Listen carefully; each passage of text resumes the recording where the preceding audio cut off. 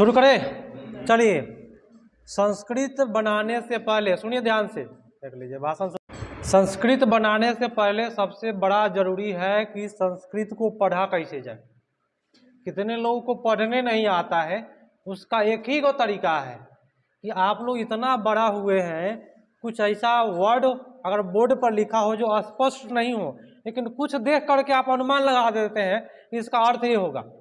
उसी प्रकार से संस्कृत हम लोगों को विद्वान नहीं बनना है, 20+ नंबर कैसा हूँ ला देना है। कैसे क्या करना है, तो यहाँ पे जो लिखा है जो वर्डवा ना हिंदी में पढ़ना है, संस्कृत में नहीं। ये वर्ड क्या लिखा हुआ है पढ़िए तो जरा फर्स्ट में। तृतीय कक्षा क्या लिखा हुआ है, माने तीसरा क्लास में, ऐसे पढ़ेंगे हम लोग। हिंदी में पढ़ेंगे एकदम तूड़ फाड़ के, है ना। कोई भी विद्वान व्यक्ति देखेगा या आपको पढ़ते देख लेगा तो कहेगा कि कहाँ से पढ़े हो, नाम तो डूबिए जाएगा। लेकिन भाई नाम से मतलब नहीं है, 20+ नंबर आ जाए। तो यहाँ लिखा हुआ है तृतीय कक्षा के शिक्षिका, शिक्षिका है ना भाई, शिक्षिका। प्रत्येक शब्द, इसमें 2 वर्ड है, एक वर्ड में 2 रहता है, 2 3 प्रत्येक शब्दों के उच्चारण को ध्यान देता है। ददाती मने देता है। एवं सा मने हम लिखवाए थे वह किम मने वह कौन सा विकसित करने के लिए इच्छतु मने चाहता है, मने वह क्या विकसित करना चाहती है, बताइए। क्या कहा, हिंदी में पढ़ते हैं। तीसरा क्लास के शिक्षिका प्रत्येक शब्दों के उच्चारण को ध्यान देती है एवं वह किस प्रकार के विकास करने के लिए इच्छुक है, बताए। अर्थबोधनम, संशक्ति, शुद्धता या धारा प्रवाह क्या होगा। देखिए, कभी भी अगर उच्चारण पर कोई टीचर ध्यान दे रहा है, मतलब क्या चाह रहा है कि हमारा बच्चा शुद्ध उच्चारण करे। अगर उच्चारण कोई चेक करे ना, प्रोनाउंसिएशन बोलते हैं अंग्रेजी में, कहते इसका प्रोनाउंसिएशन ठीक नहीं है ना। बहुत लोगों का ठीक नहीं होता है, मेरा भी ठीक नहीं है। लेकिन कोई भी अगर टीचर शुद्धता पर ध्यान दे रहा है तो यहाँ पे जाएगा शुद्धतम। क्या हो जाएगा, शुद्धतम। अगर पढ़ने की बात करता, सुनिएगा ध्यान से, अगर यही क्वेश्चन पढ़ने की बात कर दे, सुनिए, तो आंसर में जाता अर्थबोधनम। क्या जाएगा, अर्थबोधनम। पढ़ने की बात करेगा तो आधा होता है। चलिए अगला प्रश्न है, अधिलिखितेषु माने निम्नलिखित में, क्या निम्नलिखित में कौन सा कार्य, अपना मन से। अब कस्मिन माने हम नहीं जानते हैं ना आप जानते हैं, उससे कोई मतलब नहीं है, हम भी कोई विद्वान नहीं है।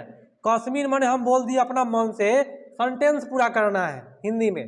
तो लिखा जा रहा है कि निम्नलिखित में कौन सा कार्य सूक्ष्म पेशीय कौशल आवश्यकता होता है, सूक्ष्म पेशीय कौशल के लिए आवश्यक होता है। हम आपको ट्रिक बताए थे कि कभी भी सूक्ष्म पेशी कौशल कहेगा तो उंगली की बात करेगा। क्या चीज की बात करेगा, उंगली। जो भी चीज उंगली से काम होगा वह सूक्ष्म पेशीय कौशल होगा। क्या होगा, सूक्ष्म पेशीय कौशल। प्रत्येक व्यक्ति को सीखना है। यहाँ पे उत्तर क्या हो जाएगा, यहाँ पे लिखना। लिखना क्या चीज से करते हैं, उंगली से। अगर लेखना में नहीं रहता तो क्या होता है, चित्र बनाना, धागे में मोती पिरोना। तो जो उंगली से होता है वह सूक्ष्म पेशीय होता है, ठीक है। कूदना कह देगा तो कैसा होता है, अस्थूलगामी कौशल। क्या होगा, अस्थूल कौशल। समझते चलिए, मजा आएगा।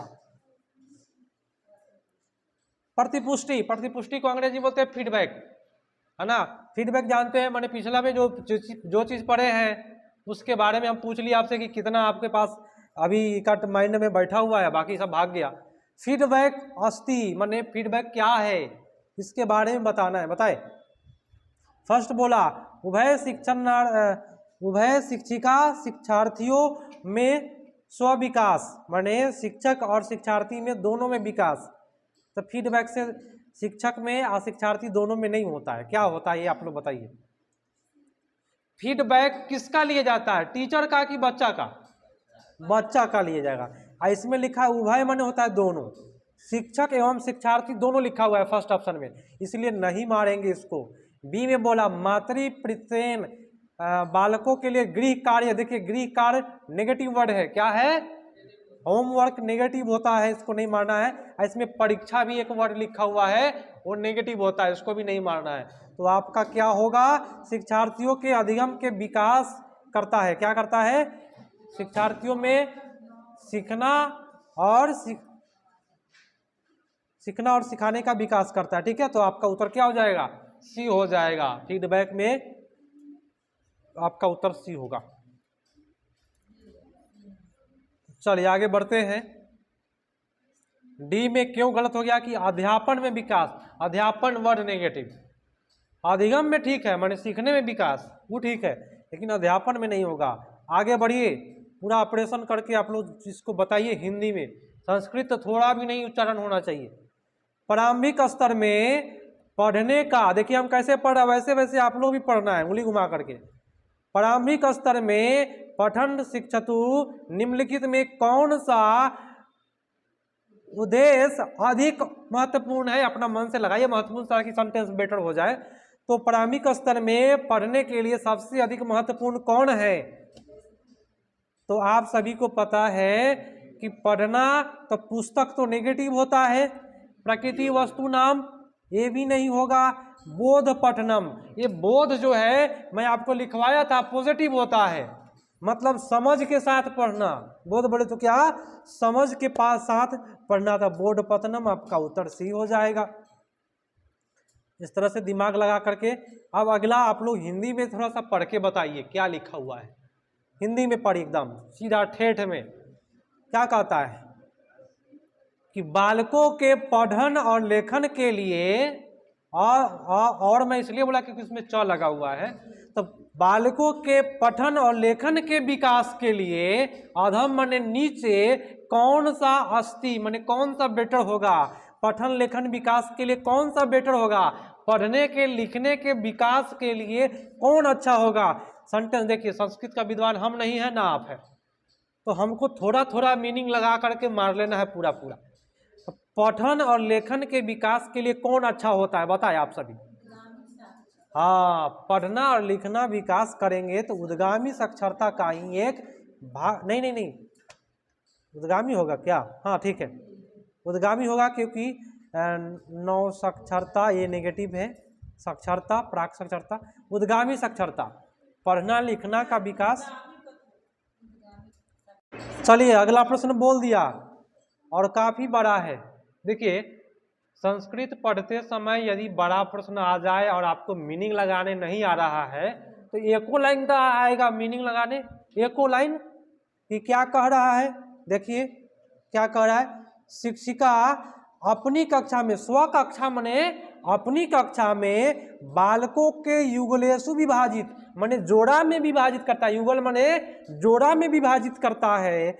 और याद रखिएगा जब भी जोड़ा में विभाजित करने का काम करेगा और अपनी कक्षा में, तो आपके कक्षा में अगर हम आपको जोड़ा यहाँ पे लगवा देते हैं, लड़कियों को लड़के के साथ में अगर जोड़ा लगवा देते हैं तो आप ही के साथ में ना आप ही का ना साथी होगा, तो क्या हो जाएगा, इसी से मार दीजिए उत्तर। क्या होगा, समकक्षीय नु आपके साथ जोड़ा बनेगा, जो आपके समान कक्षा का विद्यार्थी होगा वह नु जोड़ा आपका बनेगा। तो क्या लिखा हुआ है, समकक्षी मूल्यांकनम, है ना, जोड़ा में बना दिया तो समकक्षी आपका मूल्यांकन कर लेगा। हम क्या करते थे पहले, सीटेट एग्जाम लेते थे ना तो कॉपियां बदल देते थे एक दूसरे से, क्योंकि भाई कितना लोग काट काट के आंसर बना बना के सही कर लेता था, तो कॉपी बदल देते थे, उसका चेक किया उनका चेक किया, उसको कहते हैं समकक्षी मूल्यांकन, माने आप ही के दोस्तवा मूल्यांकन किया। तो आप एक ही लाइन से आप इसको जवाब दे सकते थे। ठीक है, उत्तर आपका ए पर चला गया। सुनिए अगला प्रश्न आइए, मूल्यांकन के समय, यही ना लिखा हुआ है भाई, इसमें एक एक वर्ड को उसमें तोड़ के पकड़ लेना है कि क्या लिखा हुआ है। तो मूल्यांकन के समय निम्नलिखित में कौन सा विषय शिक्षकों को ध्यान देना चाहिए। मूल्यांकन के लिए, मूल्यांकन के टाइम में शिक्षक को क्या ध्यान देना चाहिए बताएं आप। तुलना नेगेटिव होता है, जहर होता है, तो सब में तुलना है, सब में तुलना है। तो फर्स्ट में लिखा धारा प्रवाह। आप मूल्यांकन कर रहे हैं किसी बच्चा का कॉपी, तो कॉपी देख के बता दीजिएगा कि कौन लड़का कितना फास्ट लिखा है, बता सकते हैं। तो धारा प्रवाह नेगेटिव हो गया। बी में आते हैं, सृजनात्मक लेखन के साथ साथ छात्रों के विकास का तुलना करना। आगे पढ़िए, एक छात्रों के विकास के लिए अन्य छात्रों के विकास के साथ तुलना करना। एक छात्र को दूसरे छात्र के साथ अगर तुलना करने की कह दिया तो वहाँ मनोवैज्ञानिक बोला है कि तुलना करने से विद्यार्थियों में बुद्धि घटती है। ठीक है, तो ये आपका नेगेटिव है। तो बच्चा बी और डी देख लेते हैं, डी क्या कहता है। एक छात्रों के विकास के लिए पूर्व स्थिति के साथ तुलना करना। देखिए, मूल्यांकन मतलब होता है कि पहले आप कितना पानी में थे और अभी आप कितना पानी में हैं। मतलब पहले का स्थिति आपका क्या था, अभी की स्थिति क्या है, इसी को ही हम क्या कहते हैं, मूल्यांकन कहते हैं। तो क्या मानेंगे हम, पूर्व स्थिति के साथ में अभी के जो स्थितियां हैं उसके बारे में तुलना करना है ना। अच्छा भाई, मजा आएगा, पढ़िएगा, खूब मन लगेगा। और थोड़ा सा हिंदी में थोड़ा सा पढ़ के बताते कि पढ़ते समय निम्नलिखित में कौन सा सर्वाधिक महत्वपूर्ण है। आप पढ़ रहे हैं तो क्या महत्वपूर्ण होगा भाई, तो आप पढ़ने का महत्वपूर्ण तब होगा जब उसका आप अर्थ जानिएगा। माने पढ़ने वाले प्रश्न में कभी भी अर्थ वाला आंसर जाता है सही। ठीक है, क्या जाता है, अर्थ वाला। माने पढ़ना तब महत्वपूर्ण होगा सर्वाधिक जब उसका आप अर्थ जानिएगा। उत्तर क्या जाएगा, बी पर जाएगा। आगे बढ़ते हैं, इसका हिंदी पढ़िएगा। बालक पत्रिका, आप पढ़िए। चलिए, प्रश्न कहता है बालकों के पत्रिका के लिए कौन सा कथा के लिए पठन का नाम होगा, माने पढ़ने का नाम क्या होगा। देखिए, कोई भी बालक अगर पत्रिका को पढ़ रहा है तो कौन अच्छा पढ़ेगा, विस्तृत पठनम। क्या होगा, विस्तृत रूप से पढ़ेगा। क्या पढ़ेगा, विस्तृत रूप से पढ़ेगा, तब बेटर करेगा। ठीक है,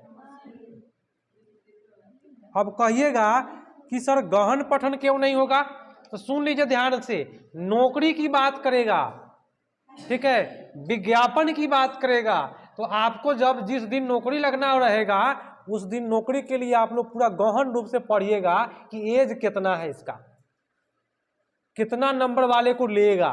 तो नौकरी की बात करें, विज्ञापन की बात करें, तब उसको गहन पठनम है ना। अब बालक की बात करें, अगर बालक कोई चीज पत्रिका पढ़ रहा है या बाल साहित्य पढ़ रहा है तो क्या पढ़ेगा, वो विस्तृत रूप से पढ़ेगा। ठीक है, अगला है उत्पाद कौशल। ये सभी को लिखना है।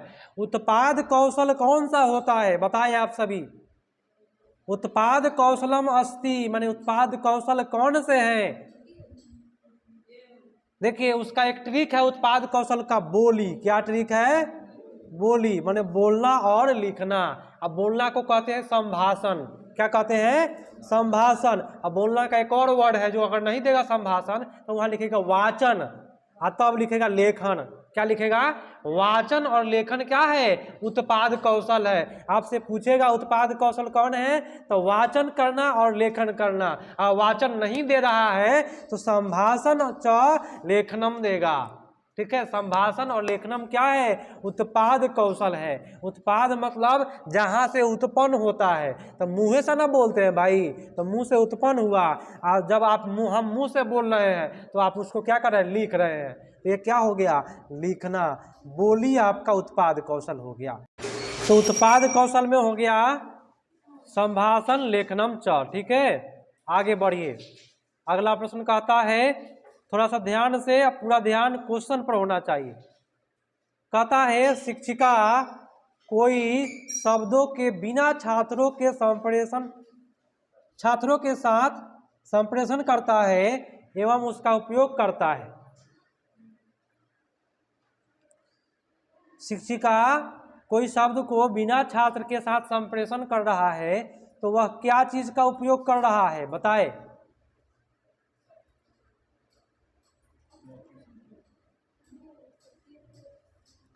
बिना छात्रों के साथ संप्रेषण कर रहा है। सुनिएगा, लिखा हुआ है कोई शिक्षिका, फिर से देखिए, शब्दों के बिना छात्रों के साथ संप्रेषण करता है, माने कोई शब्द नहीं है और छात्र के साथ में बातचीत कर रहा है तो होता है शब्देतर संप्रेषणम। माने बिना शब्द के बच्चों से बात करना क्या कहलाता है? शब्देतर संप्रेषण कहलाता है। पेडागोजी नहीं है, रटना पड़ेगा। बिना शब्द के छात्रों के साथ बात करना शब्देतर संप्रेषण कहलाता है। अगला प्रश्न है, कहता है सी के लिए, माने सी एक कथा, माने सी का एक कथा है, कहानी है, पढ़ने के लिए शिक्षक जो है छात्रों को निर्देश देता है एवं स्वयं अरण्य सी, माने वह जंगल में से सी होता है। और उसके बाद में कह रहा है कि मानसिक विचार एवं कथा श्रवण के लिए वह कौन सा विकास करने का प्रयत्न कर रहा है। तो मान लीजिए एक टीचर है और सी का एक कथा कहानी कह रहा है, तो वह किस प्रकार के विकास करने का प्रयत्न कर रहा है, बताइए। सृजनात्मक चिंतन, क्या करेगा? सृजनात्मक चिंतन, है ना, ये सबसे मजेदार चिंतन होता है। इसमें बच्चा खुद से सोचेगा, विचार करेगा। देखिए चिंतन माने यहाँ एक क्वेश्चन में एक वर्ड छुपा हुआ है, विचारा, विचार लिखा हुआ है। हाँ, कैसा विचार? मानसिक विचार लिखा हुआ है। तो माइंड से जब विचार करेंगे तो चिंतन है ना होगा भाई। माइंड से विचार को क्या कहते हैं? चिंतन। तो आपका ऑप्शन नंबर 1 में चिंतन लगा हुआ है, ऊपर लिखा है मानसिक विचार। तो विचार माने क्या? चिंतन करना। उत्तर आपका ये हो जाएगा। अगला, भाषा अधिगम में ग्रहण माध्यम कौन सा भेद है? लैंग्वेज लर्निंग एंड, ये क्या लिखा हुआ है भाई? हाँ, एक्विजिशन है, जो भी है। चलिए संस्कृत से मीनिंग रखिए। भाषा अधिगम, यहाँ पे देखिए कै गो वर्ड इसमें छुपा हुआ है, उसको पकड़ना है। भाषा अधिगम, अधिग्रहण लिखा हुआ है ना, अधिग्रहण में मध्य में कौन सा भेद है? कर भाषा अधिगम और ग्रहण में कौन सा भेद है? देखिए ये क्वेश्चन क्या कहा, भाषा अर्जन, ठीक है, और ग्रहण में क्या अंतर है, ये पूछ रहा है आपसे। भाषा अधिगम और ग्रहण में क्या अंतर है, माने के मध्य में क्या भेद है, माने अंतर है, क्या हो जाएगा? देखिए क्या होगा इसका?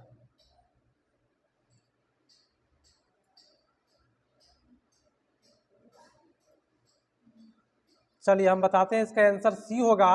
और कहता है अधिगम प्रयास से होता है और अधिग्रहण जो है ना साहजिक होता है। अगर आपको अधिगम करना है, अधिगम माने सीखना है, तो सीखना क्या चीज से होता है? प्रयास से होता है। अधिग्रहण क्या है? माने कोई चीज ग्रहण करने वाली बात जो होता है साहजिक होता है, माने कहीं से भी आप ग्रहण कर सकते हैं। कौन गाली दे रहा है वो ग्रहण कर लीजिएगा, कि हम बोल सकते हैं। लेकिन सीखने वाली बात क्या चीज से होता है? प्रयास से होता है। वही आपका उत्तर हो गया सी पर। और अगला प्रश्न है, कहता है कि विद्यालय शिक्षण में प्रथम भाषा अध्ययन किस प्रकार से होता है, बताइए। विद्यालय में प्रथम भाषा मातृभाषा में पढ़ाई जाती है। मातृभाषा को ही बोलते हैं प्रांतीय भाषा, माने वहाँ आसपास की भाषा लिखा हुआ है, अथवा प्रांतीय भाषा लिखा है ना। कहेगा कि भाई विद्यालय में द्वितीय भाषा कौन सा है, तो द्वितीय भाषा हिंदी भाषा, प्रथम भाषा मातृभाषा और तृतीय भाषा तो सहराजकीय भाषा है। क्या होगा? सहराजकीय भाषा, ठीक है। उत्तर आपका ये पर चला जाएगा। और आज का अंतिम प्रश्न है, समझ में आया होगा आप सभी को काफी अच्छा से। कहता है प्राथमिक स्तर में कविता का प्रयोजन क्या है, माने कविता क्यों रखा जाता है, उसका क्या प्रयोजन है, बताइए हो।